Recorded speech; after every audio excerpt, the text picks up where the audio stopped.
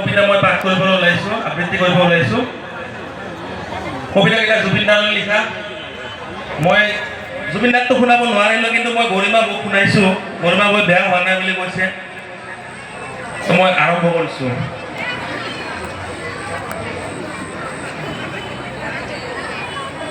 কবিতা দুটা আছে।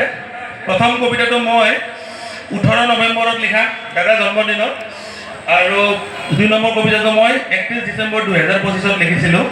প্ৰথম কবিতাটোৰ মই নাম ৰাখিব নোৱাৰিলোঁ, কিন্তু দ্বিতীয় কবিতাটোৰ নাম মই 31 ডিচেম্বৰ 2025 লিখিছোঁ। চ' মই আৰম্ভ কৰিছোঁ। কবিতাটো দুটামান স্লেং ৱৰ্ড আছে, সেইকেইটা মই নকওঁ। কিবা যদি ভুল ভ্ৰান্তি হয় ক্ষমা কৰিব। আৰু কবিতাটো জুবিন দাৰ ভাষাৰে দেই। তো কবিতাটোৰ নাম মই দিয়া নাছিলোঁ। কবিতাটোৰ নাম সেইকাৰণে কোনো নামেই নাই, নামবিহীন কবিতা জুবিন দাৰ ভাষাৰে। মোৰ জীয়াই থাকিবলৈ খুব ইচ্ছা আছিলে, মোক জীয়াই থাকিবলৈ নিদিলে। বহুত কাম কৰিবলগীয়া আছিল, মোক কামবোৰ শেষ কৰিবলৈ নিদিলে। ঐ সন্ধিয়া খাৰ কৰিলে আহি যাবি বুলি কওঁতাওতো নাই।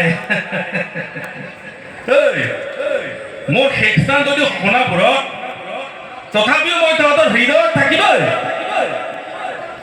লিখি লিখি তহঁতৰ হাত বিষাইছে নেকি? Hashtag justice for Zubeen Garg বুলি দে এটা কাম কৰ, বগা আখৰখিনিত হেঁচা এটা মাৰি কপি পেষ্টকে কৰি দিয় ভাই, আৰু নহ'লে চিঞৰ এটা মাৰ, জাষ্টিছ ফৰ জুবিন গাৰ্গ। তই কি ভাবিছ মই কি গীত ৰচনা কৰা নাই বুলি? আৰে বাবা, ভূপেন দা, খগেন দা, জয়ন্ত দা আৰু যে ৰাজীৱ খদিয়া, তেওঁলোকৰ লগত মই গান বনাই আছো, বম কবিতা লিখি আছো। ৰিলিজ দিম ৰ স্বৰ্গত। শেষ বুলিলেই জানো শেষ হয়? আকৌ আৰম্ভ। মোক মাৰি পেলালে, মোক মাৰি পেলালে। এইটো মোৰ প্ৰথম কবিতা আছিলে, ইয়াৰ কোনো নাম নাছিল। 2 নম্বৰ কবিতাটো মই পাঠ কৰিব ওলাইছোঁ। এইটো মই 31 ডিচেম্বৰ 2025 তাৰিখত লিখা, আৰু কবিতাটো যেতিয়া লিখিছিলোঁ সম্পূৰ্ণ মই পুৰা ফিটিং হৈ কিনে লিখা কবিতা, সম্পূৰ্ণ দাদাৰ মোৰ কথা ভাবি কিনে লিখা কবিতা। ইয়াৰ বেলেগ একো নাই।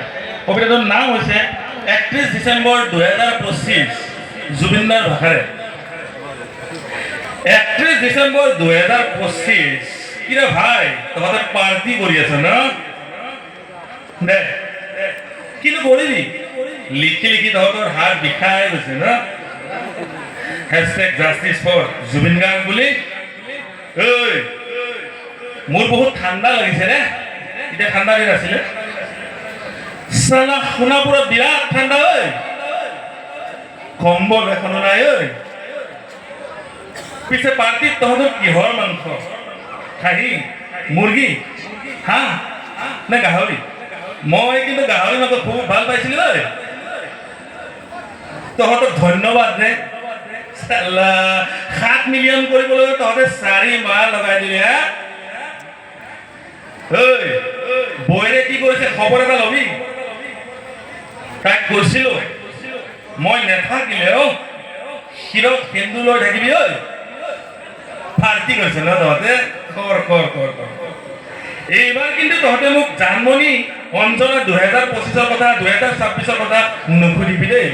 মই নোৱাৰিম। ঐ মই নোৱাৰিম। অলপ জিৰণি লৈছোঁ ৰ স্বৰ্গত।